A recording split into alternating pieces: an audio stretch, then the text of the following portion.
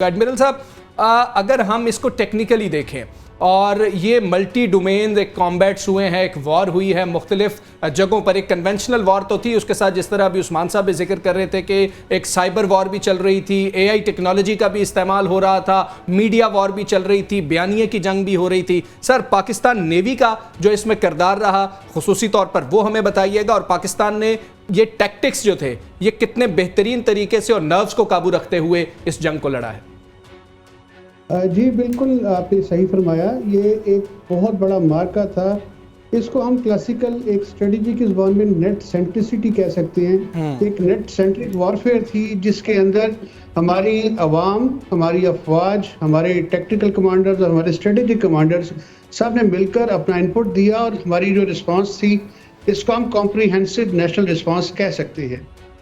आपने जिक्र किया बहरिया की तरफ से, तो मैं आपको एक यकीन दिलाता हूँ कि देखिए, जब इंडियन नेशनल सिक्योरिटी का इसने इजलास हुआ और उसके बाद उन्होंने ये डिक्लेयर किया कि हम पाकिस्तान के ऊपर अटैक करेंगे, तो उनकी तीनों अफवाज ने अपनी अपनी तैयारियां शुरू की।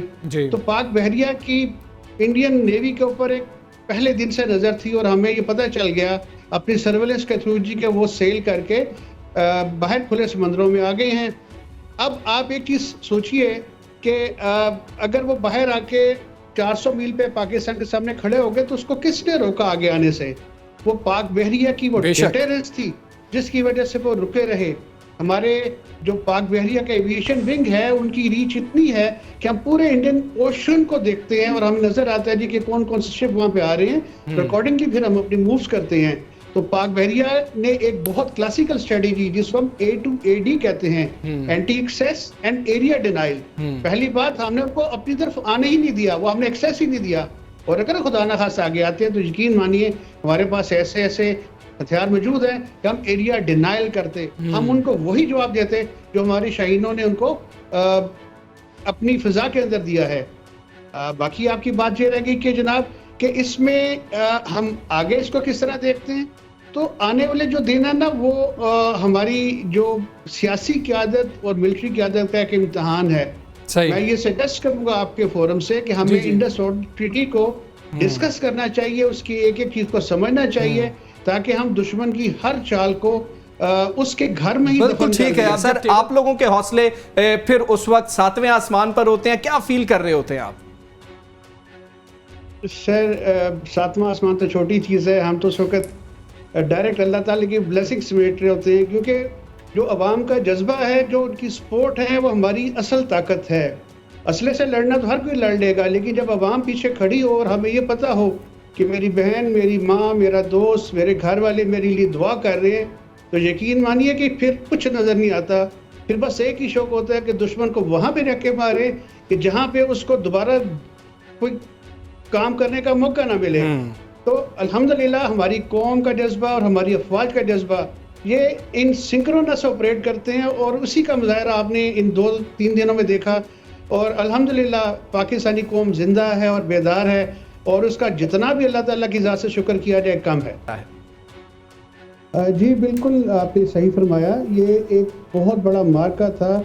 इसको हम क्लासिकल एक स्ट्रेटजी की ज़बान में नेट सेंट्रिसिटी कह सकते हैं। एक नेट सेंट्रिक वॉरफेयर थी जिसके अंदर हमारी अवाम, हमारी अफवाज, हमारे टेक्निकल कमांडर्स और हमारे स्ट्रेटेजिक कमांडर्स सब ने मिलकर अपना इनपुट दिया, और हमारी जो रिस्पांस थी इसको हम कॉम्प्रिहेंसिव नेशनल रिस्पांस कह सकते हैं। आपने जिक्र किया बहरिया की तरफ से, तो मैं आपको एक यकीन दिलाता हूँ कि देखिए, जब इंडियन नेशनल सिक्योरिटी का इसने इजलास हुआ और उसके बाद उन्होंने ये डिक्लेयर किया कि हम पाकिस्तान के ऊपर अटैक करेंगे, तो उनकी तीनों अफवाज ने अपनी अपनी तैयारियां शुरू की।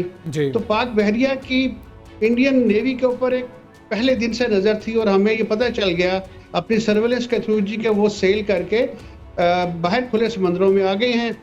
अब आप एक चीज़ सोचिए कि अगर वो बाहर आके 400 मील पे पाकिस्तान के सामने खड़े हो गए तो उसको किसने रोका आगे आने से? वो पाक बहरिया की वो डिटेरेंस थी जिसकी वजह से वो रुके रहे। हमारे जो पाक बहरिया का एविएशन विंग है उनकी रीच इतनी है कि हम पूरे इंडियन ओशन को देखते हैं, और हमें नजर आता है जी कि कौन कौन से शिप वहां पे आ रहे हैं। अकॉर्डिंगली फिर हम अपनी मूव्स करते हैं। تو پاک بحریہ نے ایک بہت کلاسیکل اسٹریٹجی جس کو ہم A2AD کہتے ہیں، anti access and area denial. پہلی بات ہم نے ان کو اپنی طرف آنے ہی نہیں دیا، وہ ہم نے ایکسیس ہی نہیں دیا.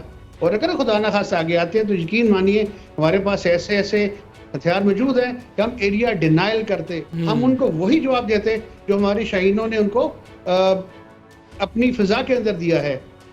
باقی آپ کی بات یہ رہے گی کہ جناب کہ اس میں ہم آگے اس کو کس طرح دیکھتے ہیں.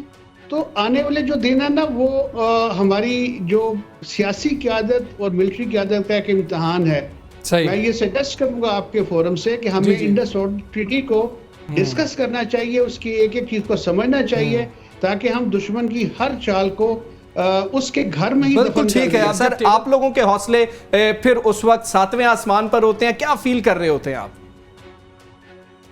سر 7واں آسمان تو چھوٹی چیز ہے، ہم تو اس وقت ڈائریکٹ اللہ تعالیٰ کی بلیسنگ سمیٹ رہے ہوتے ہیں، کیونکہ جو عوام کا جذبہ ہے، جو ان کی سپورٹ ہے، وہ ہماری اصل طاقت ہے.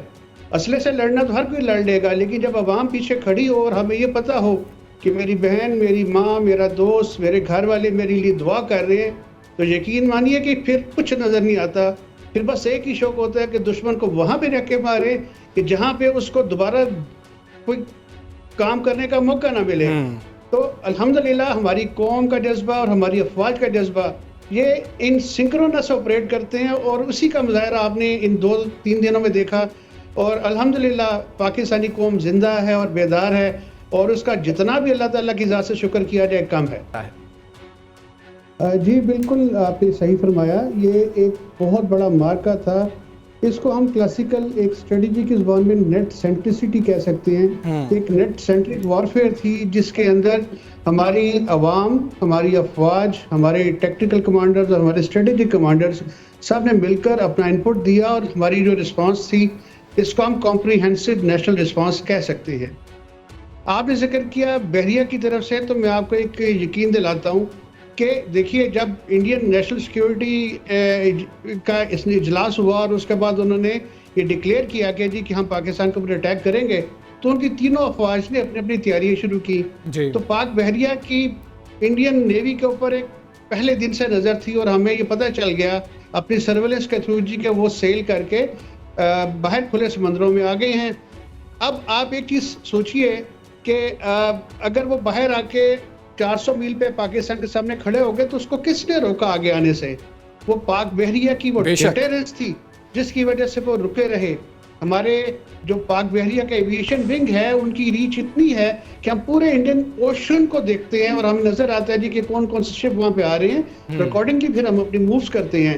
تو پاک بحریہ نے ایک بہت کلاسیکل اسٹریٹجی جس کو ہم A2AD کہتے ہیں، anti access and area denial. پہلی بات ہم نے ان کو اپنی طرف آنے ہی نہیں دیا، وہ ہم نے ایکسیس ہی نہیں دیا. اور اگر خدا نہ خاصہ آگے آتے ہیں تو یقین مانیے ہمارے پاس ایسے ایسے ہتھیار موجود ہیں کہ ہم ایریا ڈینائل کرتے. ہم ان کو وہی جواب دیتے جو ہماری شاہینوں نے ان کو اپنی فضا کے اندر دیا ہے.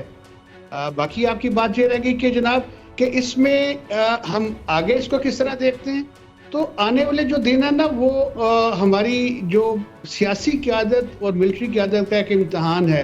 میں یہ سجیسٹ کروں گا آپ کے فورم سے کہ ہمیں انڈس واٹر ٹریٹی کو ڈسکس کرنا چاہیے، اس کی ایک ایک چیز کو سمجھنا چاہیے تاکہ ہم دشمن کی ہر چال کو اس کے گھر میں ہی بالکل ٹھیک ہے. سر آپ لوگوں کے حوصلے پھر اس وقت 7ویں آسمان پر ہوتے ہیں، کیا فیل کر رہے ہوتے ہیں آپ؟ سر 7واں آسمان تو چھوٹی چیز ہے، ہم تو اس وقت ڈائریکٹ اللہ تعالیٰ کی بلیسنگ سمیٹ رہے ہوتے ہیں، کیونکہ جو عوام کا جذبہ ہے، جو ان کی سپورٹ ہے، وہ ہماری اصل طاقت ہے. اسلحے سے لڑنا تو ہر کوئی لڑ لے گا، لیکن جب عوام پیچھے کھڑی ہو اور ہمیں یہ پتا ہو کہ میری بہن، میری ماں، میرا دوست، میرے گھر والے میرے لیے دعا کر رہے ہیں، تو یقین مانیے کہ پھر کچھ نظر نہیں آتا. پھر بس ایک ہی شوق ہوتا ہے کہ دشمن کو وہاں پہ رکھ کے مارے کہ جہاں پہ اس کو دوبارہ کوئی کام کرنے کا موقع نہ ملے. تو الحمدللہ ہماری قوم کا جذبہ اور ہماری افواج کا جذبہ یہ ان سنکرونس آپریٹ کرتے ہیں، اور اسی کا مظاہرہ آپ نے ان 2-3 دنوں میں دیکھا. اور الحمدللہ پاکستانی قوم زندہ ہے اور بیدار ہے، اور اس کا جتنا بھی اللہ تعالیٰ کی ذات سے شکر کیا جائے کم ہے.